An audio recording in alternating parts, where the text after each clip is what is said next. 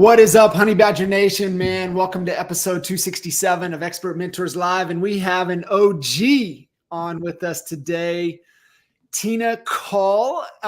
Tina, this is trip number 6 on this run. So good. It's just amazing to always have you on. It was awesome seeing you last week.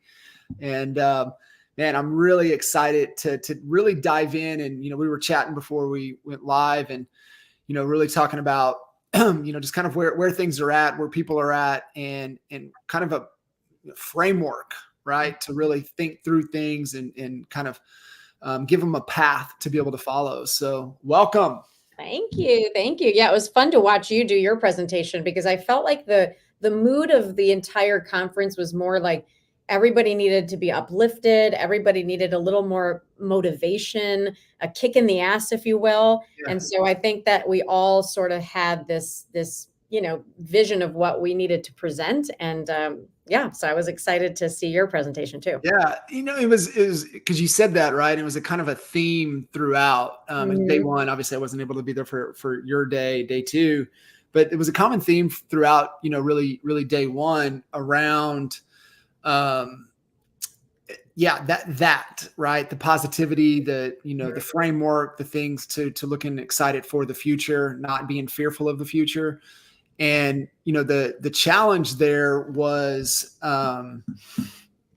we didn't have any direction, so that was kind of cool, right? So right. Like Kurt being down and out and then coming in, and then he's just worried about getting butts in seats. That's right. And he's not even communicating to us like, hey guys, I want to keep a theme here, hey, do this, do that. It's like, all right, what do? We just do what we do. Yeah. And so being able to come in and, when I saw the agenda and I was like, shit, all right, I'll get to kick things off. And then it was, okay, what, where do we need to take them? Where are people at? And I think, and it's what we were talking about, I operate from a place of constraints, right? Theory of constraints and, what is the goal? And then, what is slowing me down or what is the bottleneck for me achieving the goal? And so I was like, man, I know what the number one constraint for agents are. You talk to a lot of agents every day. And the biggest constraint that agents have right now is in the way they think and in their mindset. And so, I just thought it was a powerful message that my coach gave to me about, the framework for, what happiness is. Right. And something that I've been working with him on for many years, just understanding what happiness. And he's like, here's kind of interpretation from all the way back in, Aristotle talking about, it's just really human flourishing. And I was just like, man, how cool is that? Like when we're flourishing, we are the happiest. When we're flourishing in our health, when we're flourishing, obviously business, but when we're flourishing in our relationships, just how happy we genuinely are. And so having a framework to be able to work through, and that's really what I'm excited for, our conversation today, because the framework and being able to start from a mental, block that a lot of agents have, because a lot of agents are operating out of a state of fear right now, right? How do I handle this? How do I go through that? Who do I need to be around? And as we were coming live and just kind of tee it up here for you is, you look at, the first constraint is always the constraint in our mind and coming from a mindset perspective. And I think where we have the realization is making sure that, one, we're in the game, right? The man in the arena, we're in the game. We're not a critic. But then we have a stronger relationship with the mirror versus the relationship with the window.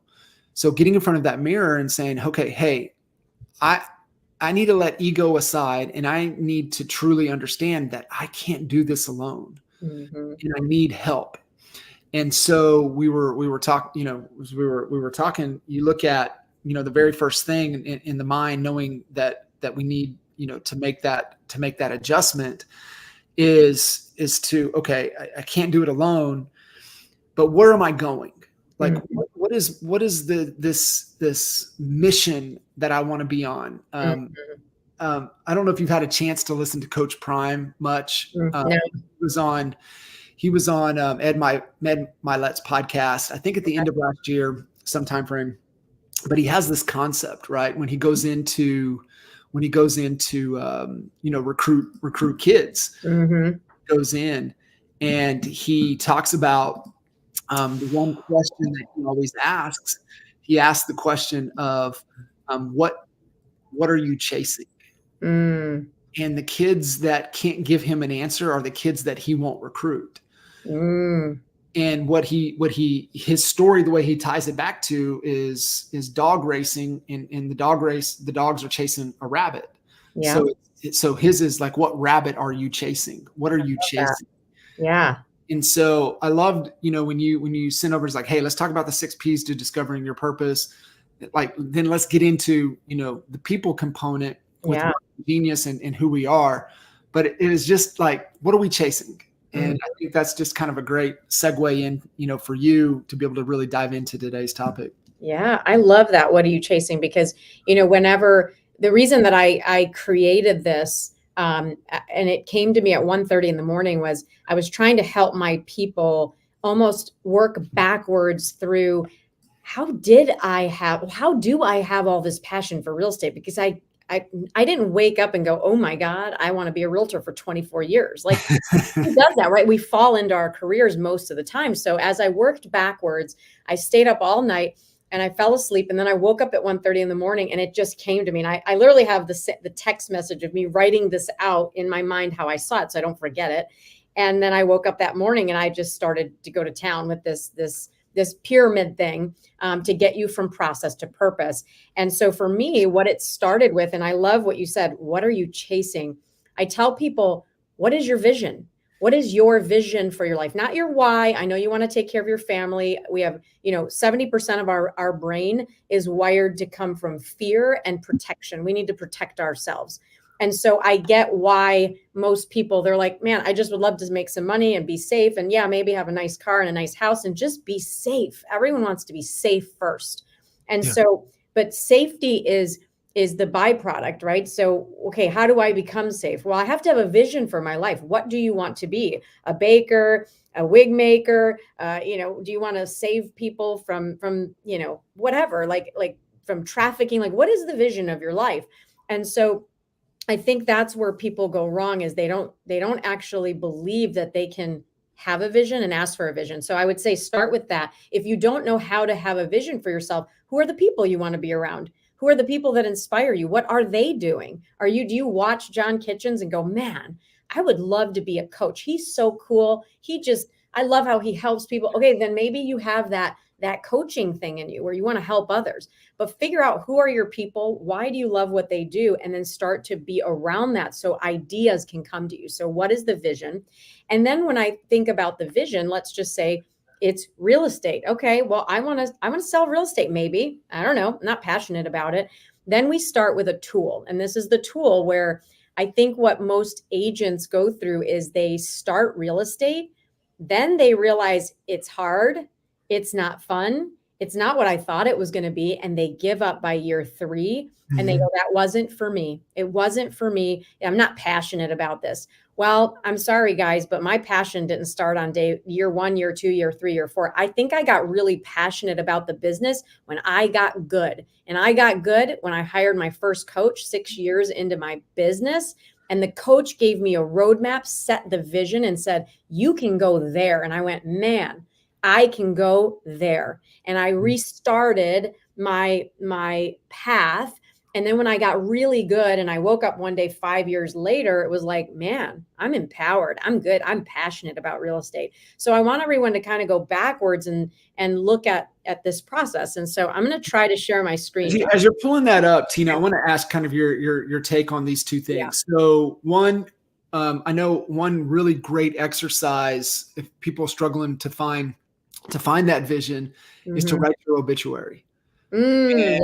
When you take the time and really reflect on what your obituary is what it's going to say, that puts some thought into it. The other thing, and it's typically just so easily overlooked, is creating that vision board. Yes. And that seeing things like you said, I want to, I like that. I like what Tina's doing. Oh, like I want that look, that feel. And then you start to go find that. And earlier on, and this was the mistake, right? Like, 20 years now in the industry, and 20 years with Kinder in this October. And I think back, I was like, man, as a coach, if I could go back in time and coach us, how would I coach us? Yeah. And I was like, okay, well, at 27, I mean, when you're in your 20s, you chase a lot of status. And so for us, the mistake we made was we were chasing number one, right? Yeah. We wanted to be number one. And I was like, I'd go back like, you fools. That's exactly what I would say to us. I'd be like, you fools. Right. Your vision's off. Right. You're focused on status. You need to be focusing on freedom. You need to be focusing on legacy. You need to be focusing on, experiences. You need to be focused on moments. Yes. And I think I could have course corrected us and saved us maybe 10, 15 years just with that message. Yeah. And so what you're sharing today, it typically gets overlooked, especially younger on in the industry, or younger even at age. Yeah. Because we're chasing the wrong thing. So that's what we're talking about, chasing the rabbit. What rabbit are you really chasing? And is that rabbit worth chasing?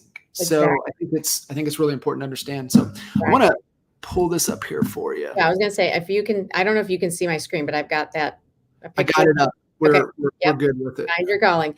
So I think that, again, like you said, if we could go back, we could reset, right? The vision, the purpose, what we really, if any of us had a crystal ball, of course, but right now I have an 18-year-old son or 19-year-old son. He's in college. He's like, Mom, I don't know what my passion is. I don't know, where I need to go with all of this. And I said, that's okay. What is your life's vision when you see? He goes, well, I think I want to have, I definitely want to have money and safety and travel and have a nice house. And he kind of recasted the vision that we've given him in life, which was a really nice life. But here's the thing I'll go back to. If you don't set a vision for yourself, you're going to get Frank's vision. And so I want you to remember Frank's vision. And who is Frank? Frank is my father. So I grew up in a Greek Italian family. My dad literally came from Greece at 28 years old. He met a man at a restaurant. He started working at a restaurant. This guy named Joe said, hey, Frank, I met this family. They've got 7 late girls. I picked this one. I married her. Why don't you go get yourself a bride? And my dad went literally to my grandmother's house. He went out on a date with my Aunt Fran, didn't like her, returned her the next day, and then picked my mom. They went on a date. They hit it off. He could hardly speak English. I don't even know how these two are together. Basically, 6 months later, they're married. And I'm born a year later. My dad says to me at 15 years old, John, I kid you not, he came in my room. He said, honey, and he has this thick accent, honey, I want you to marry Tommy. Tommy is a Greek man. He owns a restaurant. His family has money and he can take care of you and you can have babies and be taken care of. Now he's coming from a place of, I just want my daughter to be safe. I want her to have this nice life with a family that has money, because we did not have money. So when my dad is pitching me this vision of his vision of my life, I'm like, hell to the no, that's not what I want. Thank God I had the realization at 15 that that's not what I want. I don't want a Greek or Italian foreign man to be my husband. I knew that immediately. And I didn't realize, John, at that time, I made a vision board for my life in my head. And I envisioned Kevin Caul. I knew who I wanted in my life. I knew what type of family I wanted. I knew I wanted to have money because we grew up really poor. So thank God for that future thinking. Now, moving past that, you might say, okay, great. I've got the vision. I think I know what I want to do. And like we said before, who do you like to hang out with? Who inspires you? The next thing is, which I'm obsessed about, is looking at what are your strengths and weaknesses? What brings you joy? You and I geek out over the Working Genius. I geek out over Strengths Finder, over the DISC assessment, over Enneagram. I have done probably every self-assessment that you can think of. And it's because I want to look in the mirror and say, Tina Caul, what are you good at? What are you good at? What are your weaknesses? What are your strengths? I don't want to focus on my weakness. I want to focus on my strength. And for me, my strength was I'm a learner. I'm a researcher. I love helping people. I'm really good at being with people and in relationships. I'm a team player. And so when you think about all that, it led me sort of to what I do now. I helped people through buying and selling transactions. I helped them make decisions. I led them. I was a leader and I didn't even know I was one. I never saw myself as one. I don't think of myself as one today. But the reason that maybe people might see us this way is because we pour so much into learning and growing that people go, man, I want to be like that. Okay, I guess that's what leadership is. So start with your vision, and then, or you'll have Frank's vision, and then decide, what are my strengths and weaknesses? Look into assessments. Start there. My son has had every assessment. We know what he likes to do. He's going to be a coach, some kind of leader. He loves people. He loves rallying the troops, right? He's a galvanizer helper, as you know. He's a GE. And so I'm not going to put him in a cubicle and make him make spreadsheets all day. Like, he'll be miserable. So as long as we know that for Michael's path, then he can start doing things in college that can lead him to maybe having an opportunity to do something he loves. So now I want to talk about the process to purpose, the 6 P's, to give people a visual that can kind of calm them down, to go, hey, John, this is going to take time. And the story that I like to use, and this is really for anything, this could be for having a baby, playing golf, doing your real estate career. I'm going to use golf as an example, because a lot of people I think it's perfect the way you shared that and talked through. Golf is hard, right? Do you golf? I've been golfing since I was 7. So like I was pre-real estate, coming back to California. I mean, I was in the golf space, at a high competitive level. So I can as soon as you said, I was like, got it. Makes sense. Got it. Yeah. So here's the thing. Again, we start with vision. My husband at 22 years old, we've been together since we were 16. He was like, hey, let's golf together. I tried it a few times. I sucked. I mean, I could not figure out how to get the ball in the air, worm burners. Like, it was terrible. And I had no purpose to be there. I had no vision for it, but I had my son at 26. By 27, I saw the vision of my husband and my son spending a lot of time together playing golf for hours on end, which used to annoy me before Michael. And now I'm like, man, I'm going to be even more annoyed and left out because I have a son.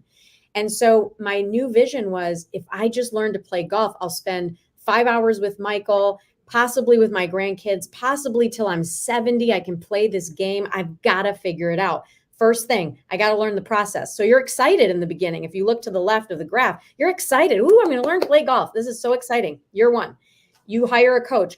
You know, John, what the coach tells you. We're not going to be hitting balls. We're going to be learning our stance. We're going to be learning how far our feet are. We're going to be learning how to grip the ball. We're going to be learning how to turn. I mean, all the technical stuff that is boring as hell.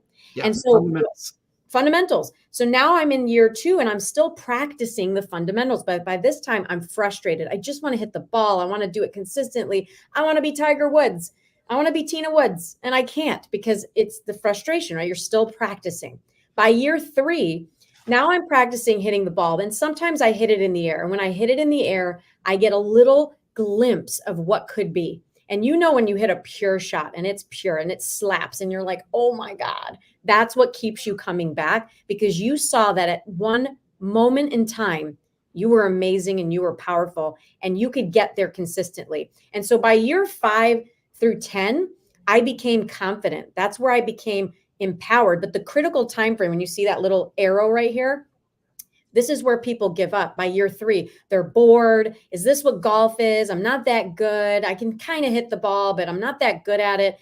And they give up, and they don't wait to get through that, to that passion. So by year 5, 6, 7, I started to get confident. I was hitting the ball in the air 70, 80% of the time. I gained that confidence. And then 10 years plus, my passion grew. I can go golf by myself now. I don't even need Michael or Kevin. I love it so much, because the mechanics, from process to practice to patience to power, boom, I can hit the shot now. You can stand behind me and people go, man, you have such a nice swing. Yep, you didn't see the 10 years of the grind to get that nice swing, the hours and hours of just hitting, pretend shots. And so then you find your purpose, which for me, my purpose was to spend time with my son. Today, my son is 19 years old. We golf all the time. I spend hours with him. He'll call me and go, Mom, you want to go play golf? It just tickles me, that I had a vision and I followed it through to my purpose. And when I tell you, you can use this graph for anything, real estate, year 1, we have agents coming onto our team. If you're going to look at an agent that's in year 5 on our team, or year 10, and they're in power confident mode, they're doing deals, they're doing 50 transactions, and you're in year 1 and you're excited, and then you're frustrated in year 2. And then by year 3, you're like, is this what I got to do in real estate? Make calls every day, embrace the repetitious boredom of this job. Yes. You know what happens in year 3. People switch brokerages, they switch teams, they get bored, they need a shakeup. They need something different. We need a bigger challenge. Right. And so they don't get to confidence. And so they need something else. And so, like I said, you can use this to kind of go, hey, dum, your passion's not going to come for probably 7 to 10 years until you can do the thing that you're set out to do. So when I showed this to my team, they were like, light bulbs went off. I was like, where are you guys? And they're like, oh man, I'm still in process. Oh, yep. I'm in patience mode. I'm bored right now, but I got to wait because I'm going to get to confidence. I'm going to get to empowerment where I'm going to be able to do these deals year 4, 5, and 6. So I think that's it. When you get to safety, you can impact. I'm at safety now. I have money in the bank. We have investment properties. I've done the solo agent team leader, community builder at EXP. I've done so many great things. I'm so grateful, but I'm past grateful to safety. And now I can make impact. Now I can give back. But if you take a year 1 agent or a year 1 coach, like they're not at safety yet. You can't coach with someone who needs the money. You got to coach with someone who doesn't need the money, right? Doesn't need the commission. So anyway, that's my graph, and I'm sure we'll tweak it as we go. But I love it. It resonates so well. You took through the golf, and it's just as I was going through, and then because I've been on both sides on the golf stuff, right? Where I've been the student and the player, and just finding the passion and the purpose with it, and until and then I've also been on the teaching side of it, right? Teaching people golf, and like you said, the fundamentals, and a lot of them, want to skip the practice, so the frustration stays there, right? And then they don't have the patience to grind through it and build the reps, right? It's just no different than like what you were talking about, making the calls and just getting the reps. They just don't have enough reps in yet to be able to move through the journey. So my question here with you with this, where's people come in? Does people lead the process? Is the people around you? Is people also could be yourself? Is that what triggers this? What do you mean the people? Give me context around the question. When you look at it from building your business, it's always people over, before process. Oh, got it. So you get back to, constraints in anything that we do, right? It's what, who, how. Yeah. And the what is safe, right? The what are we going to do? The planning, it's exciting. Yes, we can do this. It's safe. Yeah. The how is just the execution, right? Mm-hmm. And the strategy and the execute through the piece, through the journey. Mm-hmm. But you look at almost anything in our life, and especially just, back to just focusing on our business, it's always a people component. Yeah. First and foremost. Yeah. And so how do you go about, right? Finding the people for you, not just like you said right there, like golf. And it's like, and I love what you said. And I want to echo it, because you see a lot of frustrations in relationship dynamics, and when two people don't share some of the similarities. Mm-hmm. And so what's important for me, right? Like on this crazy endurance journey that I'm on, if I wasn't with somebody that didn't share that same passion, not to go the distance and do the things that I do, but like you said, like on a 5-6 hour training day, if they're not a part of it at all, that starts to create separation. Agreed. She doesn't necessarily mean she's going to jump in and do 6 to 8 hours of training with me, but she may do 2, she may do 3. Right. And then that still keeps, the momentum going. So like where, and obviously this process is this process as you go through any journey. Sure. But how important to you, is the who factor, and how important is the people aspect of everything that you're trying to build in your life, in your relationships, in your business? So I think that when I think of the people component, because I love that people, and we can put it somewhere on this graph, but here's the thing.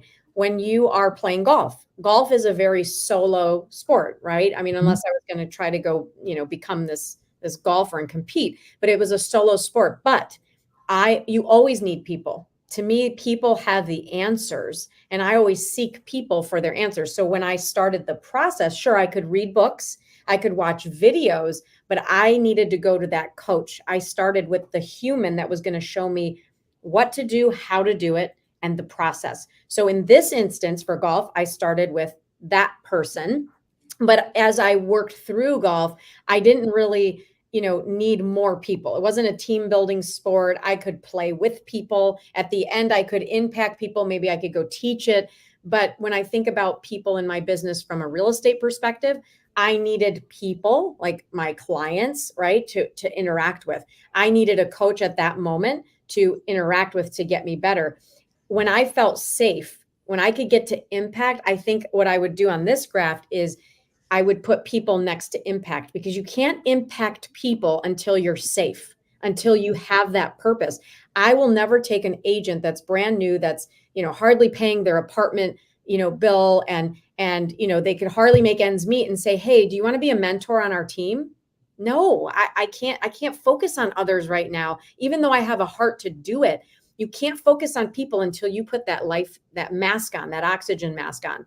When I needed to build a team, now I built an organization through people. I can't do my job without Jenny, the right side of my brain. Like, there's a lot of things going on right now that she's doing that I could never do at the capacity that I do it. I could never, like, if you think about an entrepreneur or a solo producer, an entrepreneur says, man, I have 8 hours in the day, 8 to 10 hours in a day. What could I get done? That's what a solopreneur thinks. An entrepreneur thinks, man, I have 5 people on this team. If we're working 8 hours a day, that's, 40 to 50 hours in one day that we can combine 5 days a week. Like, what could we get done? So through people, I think that's where it compounds.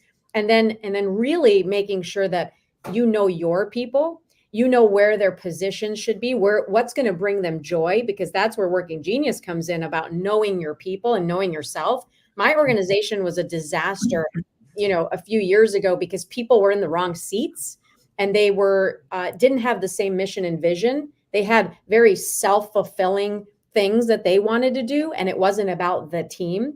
And so I think that for me, leading, it's like, how do I know my people? We can grow through people, of course, but you can't really be in a place of impact unless you're like Mother Teresa and you're giving back at food banks and you're bringing water to villages. Now you don't need to be rich to do that. And that's not what we're talking about. But in order to scale, definitely you have to scale through people. But I would put people at the top. I think for me in the real estate realm, because you can't help a lot of people when you yourself are not safe. Right. I love that. So, just kind of working into the Working Genius, and you look at dynamics of business, and there's really only three type of characters in any organization, right? Now we have different functions, but think through 3 characters, right? So one is like you said, the entrepreneur, the inventor, the creative, your marketing, right? Like, how do you craft the brand, the message? Yes.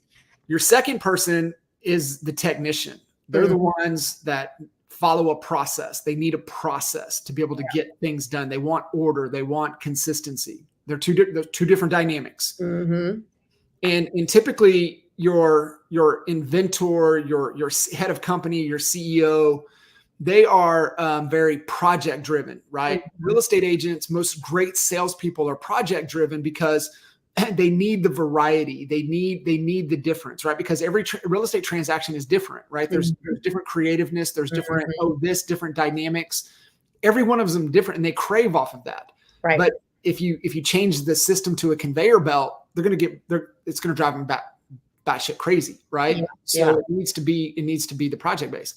But the third, the magic is the manager that glues the idea to the work getting done. That's where you look at from EOS, the integrator role, your project manager. That's where that piece comes in, because if understanding the EOS dynamic, you have head of company, and then you have the buffer to the rest of the organization, which is the integrator, which is the project manager, to take all of these wild, crazy ass ideas that we come up with. But that's our job. We're supposed to come up with crazy, whacked out ideas and throwing ideas all the time.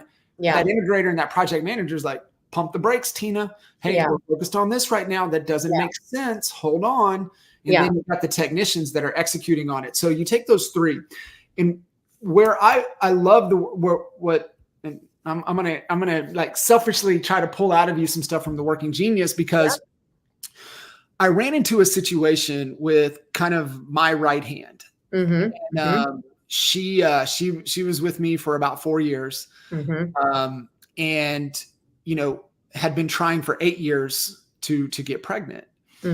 And just the stress on her body. She's out of the Philippines, D. So she, just the hours, working, vampire squad, working, through her night, our days, just the stress on her body. And, having a baby was really, really important to her and her husband. And so she's just like, my doctor's telling me, and I'm like, it was devastating, right? I mean, she could think for me, right? And do things, and I didn't have to check up on, I just nothing. She just was amazing. And so she had to step down. And what's crazy? As soon as she stepped down and got back on her normal daylight hours, she got pregnant within like 2 weeks. Oh, I love that. Yeah. Because of stress, right? Yeah. So I go into hunting to find, her replacement. And I went through several people, and I stepped back and I said, what is missing? What is needed in this role? What was really missing? And I had a really good person in the seat, but something was frustrating me and it was really off. And I said, you know what? Enough is enough. I'm running the whole team through Working Genius. And I said, I have a gut feeling what's missing from this guy. He had no tenacity. Look what I put on my paper. You see the TD to IW? You got to leave it. And I freed up his future that day. And I said, this is not for you. It's going to frustrate you. It's going to frustrate me. You need to go be somewhere to where tenacity is not, in alignment to your skill set, what you need to be able to be in an environment with that. And so it was so refreshing to know, and it saved frustration on my part and his part. He was a great guy, core value fit. He was great, but he was just off in his Working Genius. And so for folks listening into this that might not be familiar with it, can you kind of give the overview? I mean, you're certified, you know it backwards and forwards. I know you're so passionate about it, but I wanted to share that of how that impacted me, because I know there's a lot of agents out there, a lot of small, entrepreneurs, small business entrepreneurs that are frustrated with their people and giving all of the assessments, but just doing the Working Genius can save you and them, months and months and months of frustration and, opportunity cost. Totally. I mean, the thing is, the minute that you said that, it was like I had flashbacks, because I had, the right people, the wrong seats. And what happened with us was, once we discovered Working Genius, my operations manager at the time, Terry, discovered it. And I literally saw it, and I'm EOS, visionary integrator. I had Kristen, actually, you introduced me to her as a fractional integrator. And so what we realized very quickly, the leadership team we started with, we no longer have. And you love people, and there may be a core value fit. They may be nice people, but they're not going to fulfill the role. What got us here won't get us there with that talent pool, with that skill set. And really, I think some of them got so annoyed that when we started to do these assessments, they felt we were weaponizing them, because we were using them to weaponize, which was ridiculous. But that's when people feel a little intimidated, a little insecure. We moved their roles, their titles, the egos got in the way. It was kind of a shit show, to be honest. Well, you were opening them up, right? They were having to look internally at themselves, and they haven't done it yet. Yeah. Correct. And it's hard for people to say, oh, that's a weakness, especially when you're an overachiever and you're like, no, I'm good at everything. Not really. I know what I'm not good at. My tenacity it's in the middle. It hovers, like it's not my thing, but I'm an ID. I have lots of ideas. Like you saw the 6 Ps, like it woke up in the middle of the night. Oh, I got this thing that's in my mind. I got to get it out on paper. And then I can poke holes in things. I follow my gut, and so I'm using that discernment. Yeah, that's a great idea, Jay Kinder. Nope, that's not a good idea. But it was fun. Like I was out with Jay with dinner and I said, I already know what you are. He goes, what am I? I go, well, take your test. And I said, I'll write down what you are. I nailed it. Like he's a GD. You put Jay in front of a crowd. What is he going to do? Galvanize the crap out of them. Yeah. And then he knows when he sees a good thing. He doesn't have all the ideas. He researches, realizes it's a good idea, makes it even better with his discernment, and then goes fast. And that's the beauty of Jay. And so when you understand that, he's like, man, that's really good. Like, how do you know that about me? I said, because that's just working genius. Like everyone's got those 2 geniuses and then their 2 frustrations. And that's what you want to focus on. If I'm going to put somebody in a seat, you've got, I'll explain the 4. So you've got, your first one is, it's widget is how it's probably hard without a graph, but basically you've got the 6 geniuses, the W, which is wonder. These are the people, like, let's say we're going to do a project, John, we're doing a work project. We're going to go 30,000 feet in the air. Let's just say we're going to have a church bake sale. And the wanderers are the ones going, okay, let's go way up in the air. Let's talk about this bake sale. Where are we going to have it? Who needs to come to they're asking a lot of questions and they're really wondering. And these people are the ones that find themselves head in the clouds. These people they have a strong ability to question and ponder any given situation. So we love these people. They will look at something and say, I'm just not sure yet, or let me ponder on this more. They crave consideration and they're crushed by being dismissed. If you have a wanderer on your team, they're constantly asking questions and you go, who cares, John?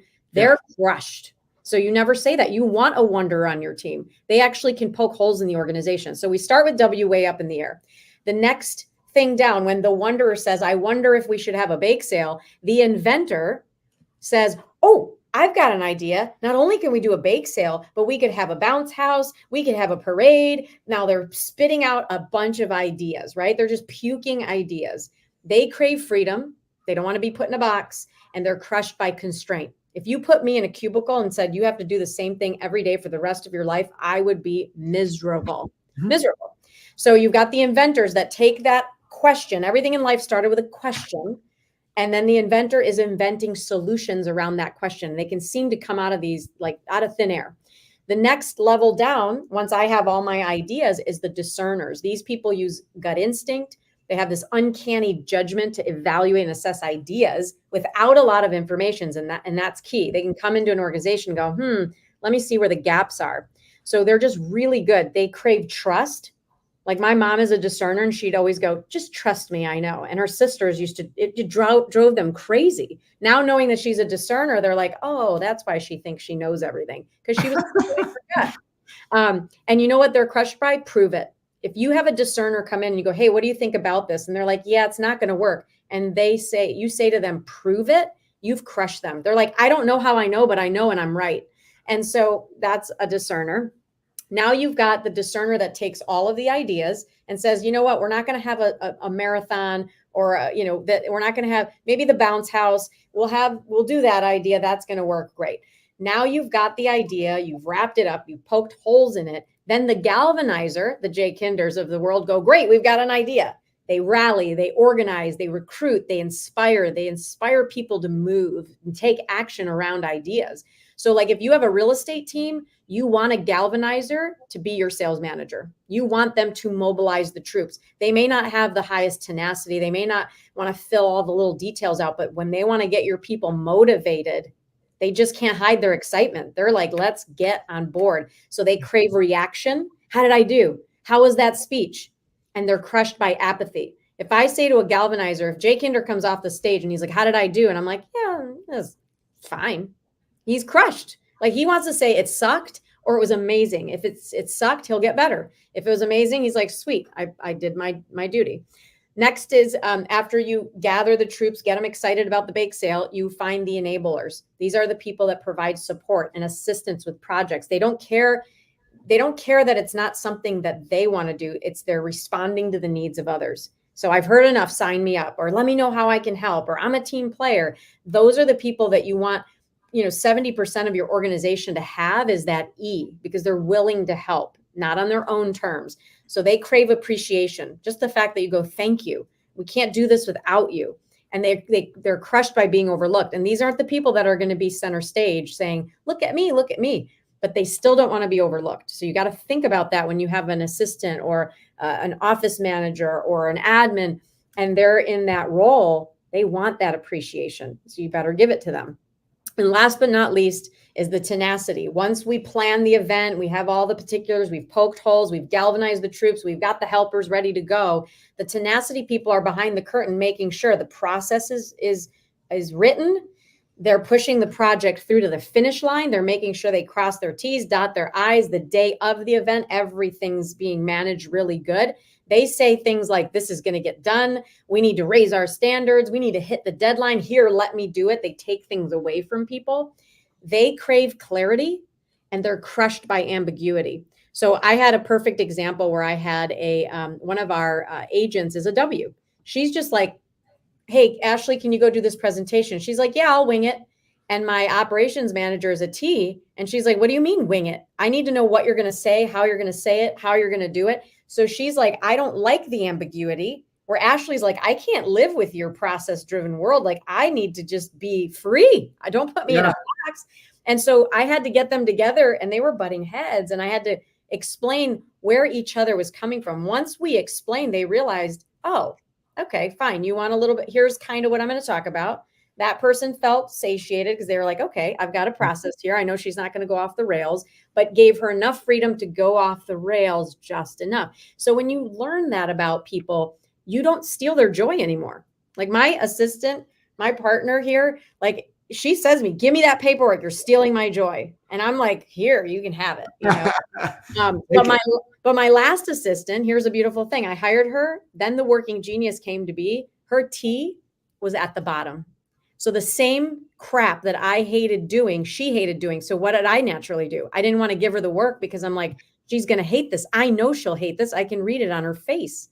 Yeah. And so now that Jenny is a TE, she wants to help, and she's very tenacious. She wants to, like, at the end of the day, Jenny, I'm talking about you right now. She's in this room. At the end of the day, you know what she says?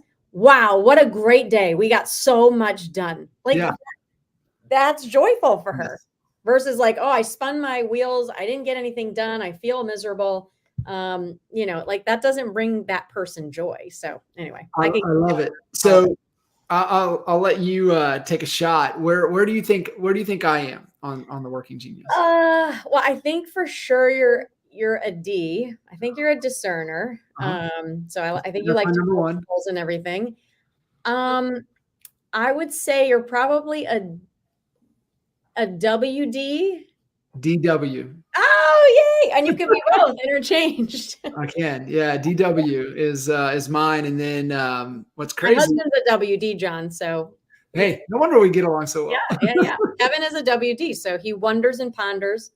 And funny enough, he'll come to me and be like, where's the world? Where are we coming from? What people of the past. And I'm like, Kevin, who cares? Like I'll who cares him all the time, but now I never who cares him. I'm like, that is so interesting, honey. Yes, let's think about that.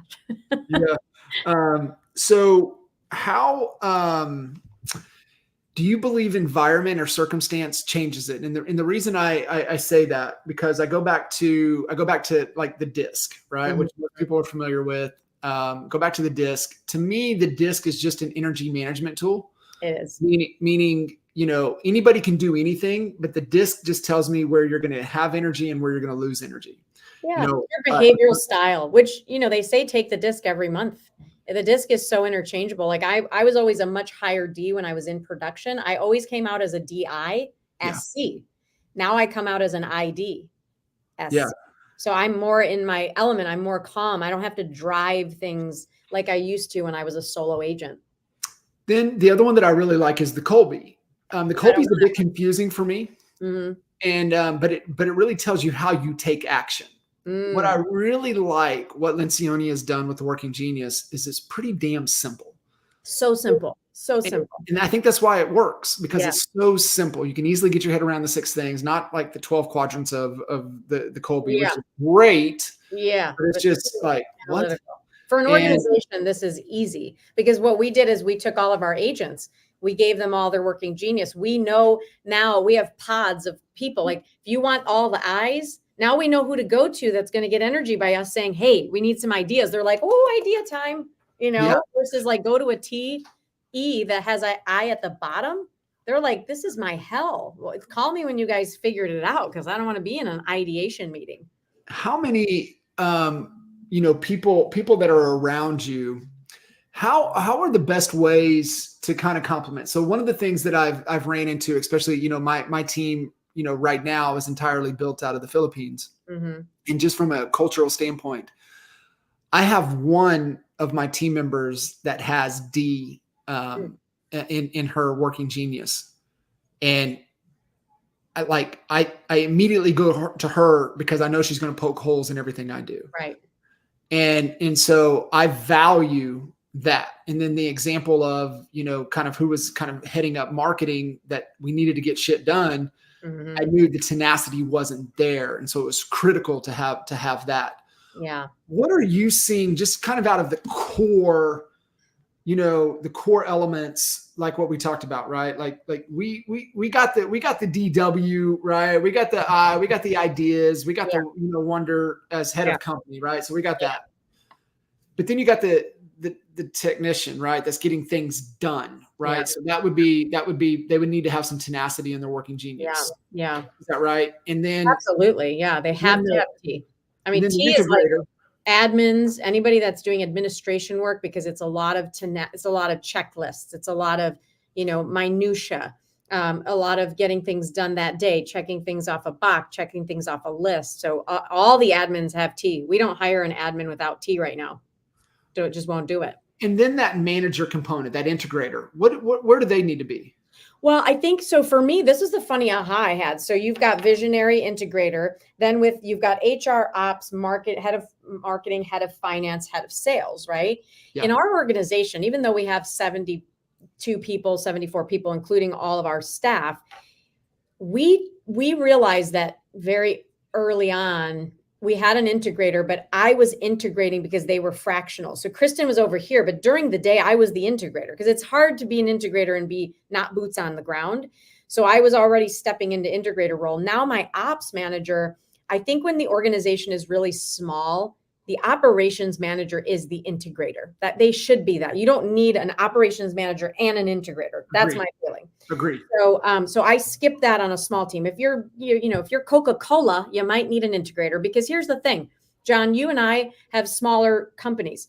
I'm here. I'm boots on the ground. I don't need to be put in an Eiffel Tower or in a tower somewhere and, cascade messages through a voice box. I don't need that. I just go to my people and go, hey, this is what we're doing. And they're like, let's do it. So I think that operations person is the executor. They have to have T. Daria is TD. So she can discern projects. She can look through. She can poke holes. She takes time to read through things, which is great when they're looking at contracts and things like that. So TD, I think, is amazing. I is great, but the I is solution based, where they need to come up with solutions. And I can be in so many iterations. Like I am an I with interior design. So my I can be creating beautiful settings. My I can be creating solutions. I have our finance manager / he does coaching, amazing on spreadsheets and financial reports. And he comes up with all these cool creative solutions. So the thing that I would also look at and model is Strengths Finder. So I give everybody their Strengths Finder. Have you done that? The Gallup Strengths Finder? Long time ago. You have to incorporate this. So here's why. When you look at your staff and you look at their top 5 to 10 strengths, when I have a leadership team, every single one of my leaders now needs strategic. Strategic is where you can take all the ideas, the discernment, the tactical things that need to be done, and see the pattern in your brain of how are we going to connect the dots. And then, here's the project. I'm going to find more joy in getting things done versus coming up with ideas. But everyone has to have strategy. Everyone has to have relator, like relational. They need to be good team players. Futuristic or competition or activator. So you can see if your themes are strategic, relational, so I think that coupling that with StrengthsFinder are the only two things I need. I do still do a disc, but it's so, dependent upon the mood that they're in or the life cycle that they're in. I throw that out and I do StrengthsFinder and then I do Working Genius. So this is, do they want it? Do they get it? Do they have the capacity to do it? Is it within their Working Genius? Yes. Okay, great. That's a go. But then I look at the human and I know if their strategy's at the bottom, they're probably going to have a really hard time if I bring them a project and I'm like, hey, you need to put all this stuff together. And they're like, I just don't see how it goes. I just can't figure out the puzzle, so I think it takes the strengths and the Working Genius to really kind of understand the human at an 80% rate. Like everybody's got variables. There's no two humans that you could be like, you're a W, so you're going to be this way every time. You and Kevin are WDs. I bet you're different because your strengths are different. Yeah. And that's why you will be a different WD. You can't have the same ID. You can't have the same TE because the strengths are different. And then I look at the weaknesses and I go, okay, if the 5 bottom weaknesses are something that's going to be critical to the role that they're playing, then that might be a challenge. And that's where I'll dig in a little bit. But if their strengths complement the Working Genius and the role, now I've got a pretty good hire there. And so I just want to wrap this and kind of like what we talked about in the beginning, right? We said, our responsibility, we know we can't go at it alone. Our responsibility, and I love Jesse Itzler had the best kind of visual of this. And he said, he goes, when we're born on a bus and the bus is already moving and there's already people on the bus. Yeah. And the bus is just our life and the bus never stops. It just keeps going. And, along the way, people get off the bus, right? We lose family members. We outgrow friends. We things just happen, right? People get off the bus, people get on the bus. Sure. But at some point when it's our responsibility to take over the bus, doesn't necessarily mean we're driving it. Maybe we got somebody driving it for us, but we're responsible for the bus and it's our responsibility to get the people on. Yeah. But then it's our responsibility to get them in the right seats on that bus. And so what you're saying, first and foremost, for me, is the right people that are on that bus are people that align to my core values and my beliefs. And then so for us, that's the number one thing before we hire in look at skill set, look at your strengths, look at anything is like, man, are you a core value fit? Like, are you a core value fit first? Yeah. Then, okay, you can get on the bus. Then now it's my job, my responsibility, your responsibility now to put them in the right seats on the bus. And I think that's where the Working Genius, to get it, want it, capacity for it, and then align their strengths to be able to do that is so key. Absolutely. And I think that you'll have to take your StrengthsFinder and send it to me or whatever. I'm going to do that. Absolutely. But it's those two of all the assessments that I've seen or taken through the years. Those two to me have been, if I'm going to dissect and discern, the ones that tells the most story for me about the person. And again, I don't use it like, some people are like, oh, that's not accurate. Yeah, nothing's 100%. But at the end of the day, it gives you a vehicle to look in the mirror a little bit more. And if your ego can get out of the way and you can actually realize that you do have weaknesses, everybody does, and you focus on those strengths, you're going to see much more enjoyment, passion, excitement in your organization. People will feel seen. I can't tell you how many people feel seen now because they know they're a W and they don't feel like they're weirdos now.